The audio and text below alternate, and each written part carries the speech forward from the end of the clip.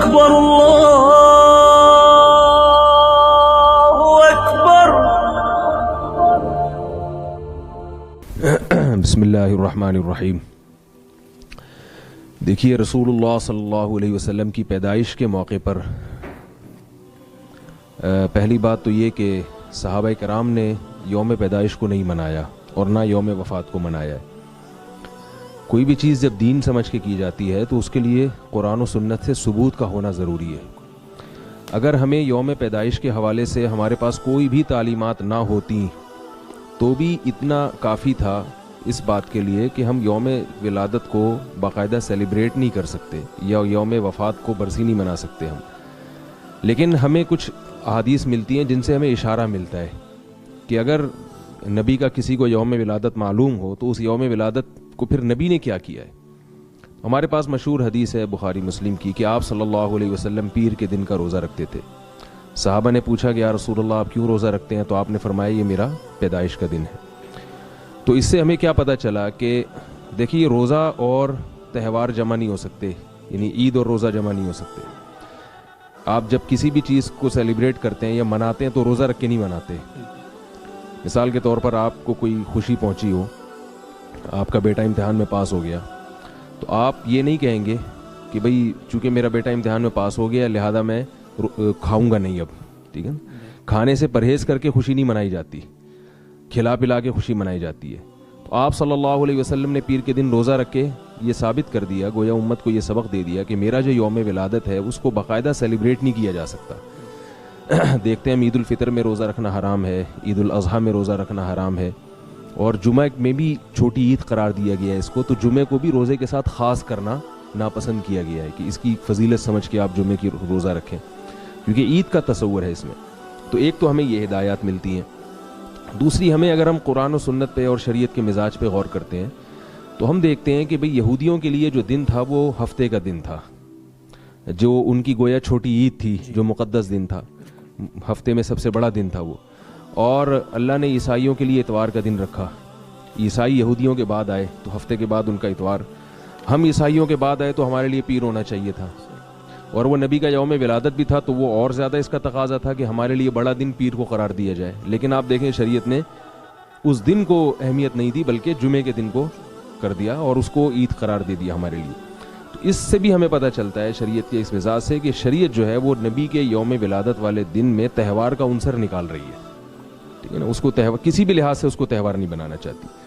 صحابہ کرام کے جو طرز عمل ہے اس میں بھی ہمیں یہ بات ملتی ہے کہ صحابہ کرام نے جب سال کی ابتدا کی ہے، سال کی ابتدا حضرت عمر رضی اللہ تعالیٰ عنہ کے دور میں صحابہ کا اجتماع ہوا اور مشورہ لیا گیا کہ ہم سال کی ابتدا کب سے شروع کریں. تو یوم ولادت سے بھی کر سکتے تھے، وہ جس سال آپ کی پیدائش ہوئی، یوم وفات سے بھی کر سکتے تھے. لیکن صحابہ کرام نے ولادت کے سال کو بھی اتنی اہمیت نہیں دی، وفات کے سال کو بھی اہمیت نہیں دی، بلکہ نبی صلی اللہ علیہ وسلم کے ہجرت کے سال کو اہمیت دی. کیونکہ اس میں کیا ہمیں سبق ملتا ہے کہ نبی نے اپنا سب کچھ اللہ کے لیے قربان کیا. تو جب بھی سال تبدیل ہوگا تو ہمارے ذہن میں یہ آئے گا کہ جیسے اب 1439 چل رہا ہے، 1439 ہجری کا یہ ربیع الاول چل رہا ہے اور آج 13 تاریخ شروع ہو چکی ہے اس کی. تو 1439 کا لفظ جب آئے گا تو اس کا مطلب ہے کہ نبی کو اللہ کے لیے قربانی دیے ہوئے 1439 سال ہو چکے ہیں. 38 سال ہو چکے ہیں، 39واں شروع ہو چکا ہے، یا 39 ہو چکے ہیں اور 50واں شروع ہو چکا ہے. تو اس چیز کو فوکس کیا گیا ہے. دوسری بات اس میں یوم ولادت کو باقاعدہ سیلیبریٹ کرنے میں، اس کو باقاعدہ منانے میں ایک اور خرابی بھی ہے کہ اس پر کوئی بھی مسلک ہو، تمام مسلک کے علماء کا اس پر اجماع ہے کہ سالگرہ منانا جائز نہیں ہے. آپ دیکھیں سارے علماء کسی بھی مسلک کے ہوں یہی فتویٰ دیتے آئے کہ غیروں کا طریقہ ہے. بعض لوگ کہتے ہیں ہم یہ سالگرہ نہیں منا رہے، تو فقہاء لکھتے ہیں العبرۃ للمعانی لا للالفاظ. یہ دیکھا جائے گا کہ ہو کیا رہا ہے، الفاظ نہیں دیکھے جائیں گے. آپ اگر کسی کو ایک چیز دیتے ہیں، اپنا مکان بیچتے ہیں اور اس کی 1 کروڑ روپے آپ لیتے ہیں اور آپ یہ کہتے ہیں میں مکان کسی کو گفٹ کر رہا ہوں 1 کروڑ کے بدلے میں، تو نام تو گفٹ کا استعمال ہو رہا ہے، ہدیے کا استعمال ہو رہا ہے، مگر چونکہ آپ 1 کروڑ روپے اس سے لے رہے ہیں تو اس کو ہم کیا کہیں گے، اس پہ بیع و شراء کے، خرید و فروخت کے حکام جاری ہوں گے. تو لیبل چینج کرنے سے میں اس پہ ایک چھوٹا سا لطیفہ بھی سناتا ہوں لوگوں کو کہ ایک آدمی نے چینی کی بوری رکھی ہوئی تھی اور بیچنے کے لیے، اور اس پہ چاول کا بورڈ لگایا ہوا تھا. کسی نے کہا ہے یہ چینی اور آپ نے لیبل چاول کا لگایا ہوا ہے، یہ کیا ہے؟ اس نے کہا یہ مکھیوں کو دھوکہ دینے کے لیے کیا میں نے. تو مکھیاں جو ہے وہ دھوکے میں نہیں آئیں گی. تو لیبل چینج ہونے سے کچھ نہیں ہوتا. یوم ولادت کو سیلیبریٹ کرنا یہ ہے سالگرہ.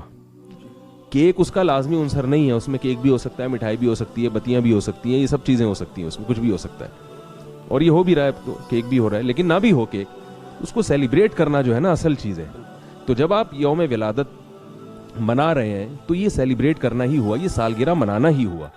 اب عجیب بات ہے, انگریز ہم پر اعتراض کر سکتا ہے کہ میں اپنے بچے کا یوم ولادت مناؤں تو تم اس کو ناجائز کہتے ہو اور کہتے ہو اسلام میں یہ منع ہے, اور جو نبی اسلام لے کر آئے انہی کا یوم ولادت منا رہے ہو, انہی کی سالگرہ منا رہے ہو, تو یہ ناجائز نہیں ہے. تو آپ اس کو کیا کہیں گے, آپ اس کو کیسے قائل کریں گے اس پر؟ تو یہ اس کے بھی خلاف جاتا ہے یوم ولادت ہو. اسی طرح یوم وفات برسی ہے, اس میں برسی کو کیوں منع ہے کہ غم کو تازہ کرنا, یہ بھی اسلام میں پسندیدہ نہیں ہے. تبھی آپ دیکھیں فقہاء نے لکھا ہے 3 دن کے بعد آپ عیادت ناپسندیدہ اور مکروہ عمل ہے. تعزیت کرنا کسی کی 3 دن کے بعد میت کی مکروہ ناپسندیدہ عمل ہے, کیونکہ آپ اس کو کھینچ نہیں سکتے زیادہ. غم ہوا ہے 3 دن, اور عورت کے لیے شوہر مر جائے تو 4 مہینے 10 دن سے زیادہ وہ نہیں کر سکتی ہے, غم منا نہیں سکتی ہے. غم کا مطلب یہ جو مخصوص طریقے سے, تو اب یہ نہیں کر سکتی کہ چونکہ میرے شوہر کا 1 جنوری کو انتقال ہوا تھا تو ہر 1 جنوری کو میں عدت میں بیٹھ جاؤں گی آ کے. ایسا نہیں ہے, 4 مہینے 10 دن عورت کے لیے رکھے, اس کے بعد نہیں. اور عام حالات میں جو آپ غم کو کسی حد تک آپ جو یعنی تعزیت وغیرہ کر کے شیئر کر سکتے ہیں وہ 3 دن رکھا گیا ہے, تو ایک لمٹ کر دی. تو برسی کا بھی تصور اسلام میں نہیں ہے کہ یوم وفات منایا جائے, اور اسلام میں سالگرہ کا بھی تصور نہیں ہے.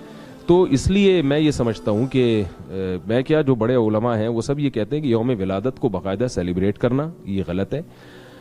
آج جمعے کے دن میرا اس موضوع پر بہت تفصیلی بیان ہوا ہے, تو جو بھی سننے والے لوگ ہیں میں ان سے کہوں گا کہ وہ ابھی اپلوڈ ہوا نہیں ہے, نیٹ ورک کیونکہ آج صحیح نہیں چل رہا تھا, اس لیے وہ فیس بک پہ لائیو بھی نہیں جا سکا, کیونکہ نبی صلی اللہ علیہ وسلم کی خوشی میں موبائل بند ہوئے ہیں, ٹھیک ہے نا.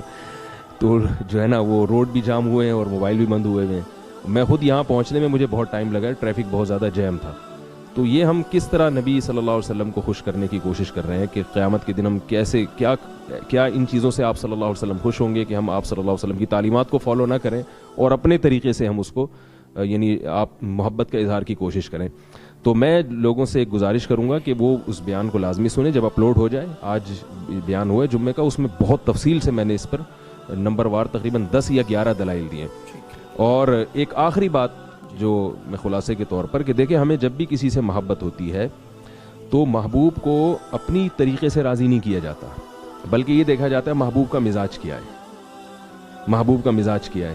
تو جس سے محبت ہے اس کو خوش کرنے کے لیے وہ کام کرنا پڑے گا جو محبوب چاہتا ہے, جسے پشتوں میں کہتے ہیں نا اخپل طریقہ, ٹھیک ہے نا, اخپل طریقے سے نہیں ہوگا. تو صحابہ کرام کو سب سے زیادہ محبت تھی رسول اللہ صلی اللہ علیہ وسلم سے. انہوں نے نبی کو کیسے راضی کیا, ربیع الاول میں انہوں نے کیا کیا. نعت پڑھنا بھی ٹھیک ہے, ربیع الاول میں آپ اگر الگ سے نعتیں پڑھتے ہیں تو چونکہ ایک مناسبت ہے نبی صلی اللہ علیہ وسلم سے اس مہینے کی, تو نعت پڑھنا کوئی پابندی نہیں ہے. سیرت کے نام پہ جلسہ کرنا وہ پورے سال کبھی بھی ہو سکتا ہے, اس میں بھی ہو سکتا ہے. لیکن یہ جو بڑے بڑے جلوس نکالے جا رہے ہیں, خوبصورت کپڑے پہنے جا رہے ہیں اور ڈیک لگائے جا رہے ہیں اور مٹھائیاں بانٹی جا رہی ہیں اور بتیاں لگائی جا رہی ہیں, یہ چیزیں اسلام میں نہیں ہیں. اور ایک آخری بات یہ کہ اسلام میں جتنے بھی تہوار ہیں وہ دن کی روشنی میں ہوتے ہیں.